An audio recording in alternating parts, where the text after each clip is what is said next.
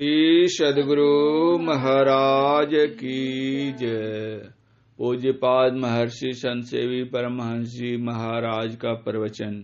ब्रह्म सत्य जगन मिथ्या। समवेत समादरणीय सज्जनवृंद, आदरणीय माताओं तथा भक्तिमती बहनों, इस समय के सत्संग का विषय माया और ब्रह्म है। पूर्व वक्ताओं के प्रवचन में आप लोग माया और ब्रह्म के संबंध में सुन चुके। जब ब्रह्म की चर्चा हो गई तो अब मैं जो चर्चा करूंगा वह तो ब्रह्म की चर्चा हो जाएगी, इसलिए मैं कम कहूंगा जिससे आपके मन में वहम न हो। एक सज्जन बंगाल के सुप्रसिद्ध संत रामकृष्ण परमहंस देव जी महाराज के पास आए और हाथ जोड़कर प्रार्थना की, देव, मैं गृहस्थ हूं, मेरे पास समय का अभाव है, इसलिए आप एक ही वाक्य में ऐसा उपदेश दें जिससे सारे भव क्लेश निःशेष हो जाएं। रामकृष्ण परमहंस देव जी महाराज ने कहा, ब्रह्म सत्य जगन मिथ्या। इसको अच्छी तरह जान लो, कल्याण हो जाएगा। ब्रह्म सत्य है, जिनको हम ब्रह्म कहते हैं। गोस्वामी तुलसीदास जी महाराज ने उनको राम की संज्ञा से अभिहित किया है। उन्होंने कहा है, राम ब्रह्म परमार्थ रूपा, अविगत अलख अनादि अनूपा, सकल विकार रहित गत भेदा, कही नित नेति निरूपहि वेदा। ब्रह्म सत्य है। सत्य वह है जो त्रैकाल अबाधित हो, अर्थात पूर्व में जो था, अभी है, आगे भी रहेगा, जो भूत वर्तमान और भविष्यत तीनों कालों में एक रूप एक रस रहे, वह है ब्रह्म। आप देखेंगे कि एक रस क्या रहता है। गोस्वामी तुलसीदास जी महाराज कहते हैं, तुलसी राम स्नेह कर त्याग सकल उपचार, जैसे घटे न अंक नौ, नौ के लिखे पहाड़। कहते हैं, जितने भी पहाड़े हैं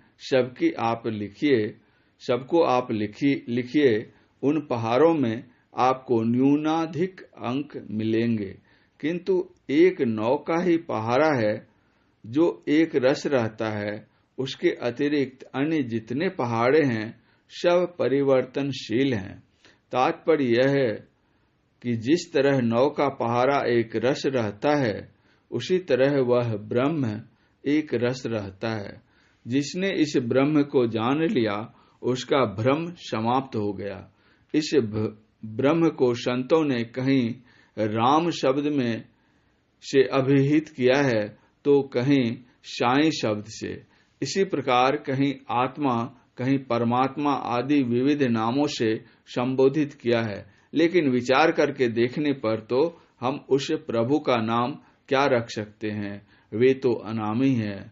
जो कोई चाहे नाम, सो नाम अनाम है, लिखन पढ़न में नाही, नि अक्षर काम है, रूप कहो अनरूप पवन अनरेखते,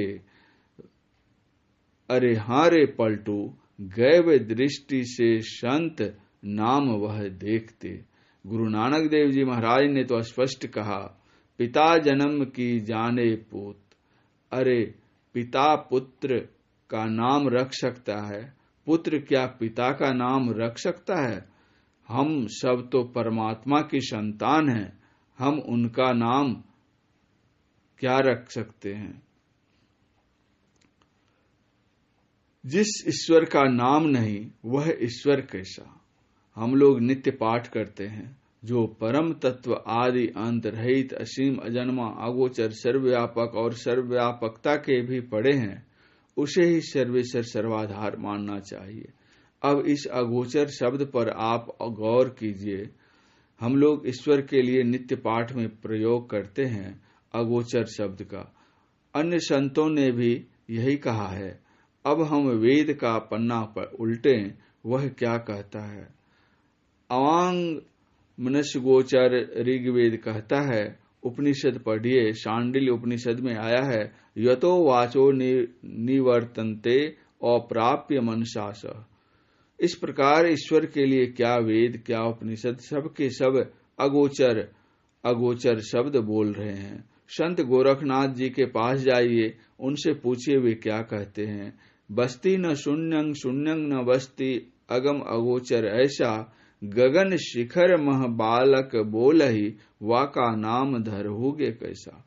ये भी ईश्वर स्वरूप के लिए कहते हैं अगोचर। वह बस्ती है या शून्य है, भरा है या खाली है, कुछ कहा नहीं जा सकता।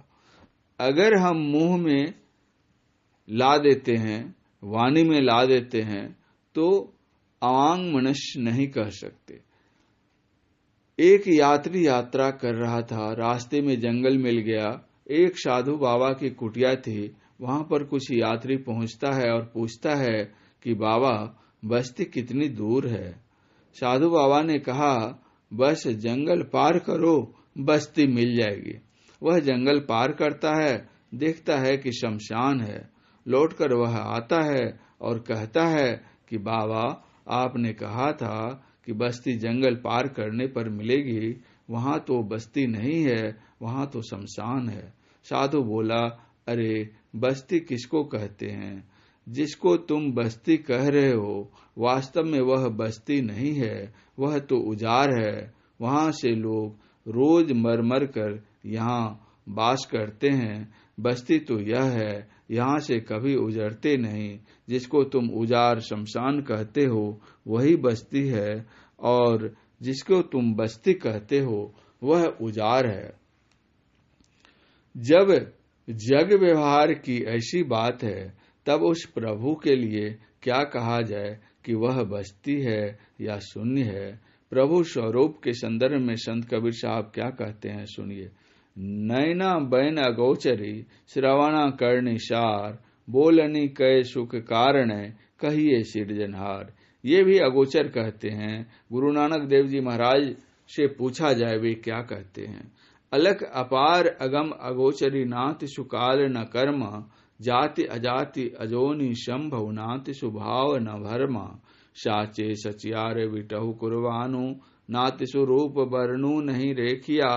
साचे शब्दी निशानु, नाति सु मात पिता सुत बंदप, नाति सु काम न नारी।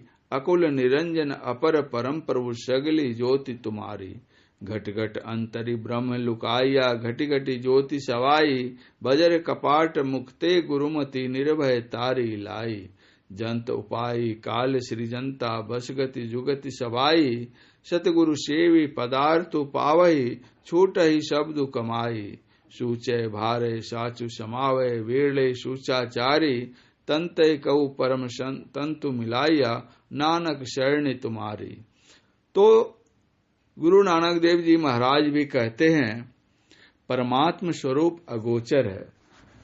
कतिपय सज्जन आक्षेप करते हैं कि कबीर साहब और गुरु नानक देव जी महाराज निर्गुणिया संत थे, इसीलिए ईश्वर स्वरूप के लिए उन्होंने अगोचर शब्द का व्यवहार किया है। सूरदास जी और तुलसीदास जी महाराज ये दोनों सगुनिया संत थे। क्या इन युगल संतों की वाणियों में भी अगोचर शब्द आया है? वैचारिक दृष्टि से अवलोकन करने पर यह प्रतीत होता है कि कोई भी संत बिल्कुल निर्गुणिया अथवा बिल्कुल सगुनिया नहीं होते। आरंभ से अंत तक कोई सगुनिया व कोई निर्गुणिया होकर रहे नहीं। अवश्य ही आरंभ में सबके सब सगुनिया थे और अंत में सबके सब निर्गुणिया हुए। हमारे गुरुदेव तो कहा करते थे कि कोई कहे कि मैं पैर काट करके दौड़ूंगा तो वह दौड़ नहीं सकता। कोई कहे कि मैं अपना सिर काट कर जीवित रहूंगा तो ऐसा करके कोई जीवित रह नहीं सकता।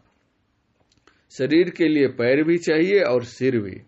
उसी तरह आध्यात्म जगत में जीने के लिए स्थूल सगुण साकार से उपासना का आरंभ होगा और निर्गुण निराकार में अंत।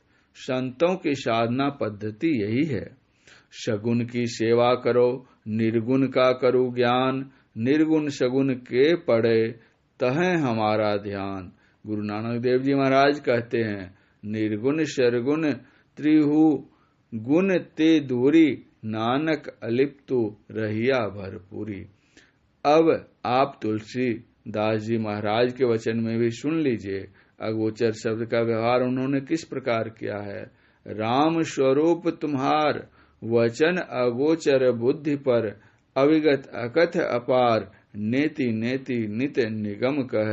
ज्ञातव्य है कि एक होता है रूप, दूसरा होता है स्वरूप, और तीसरा होता है स्वरूप।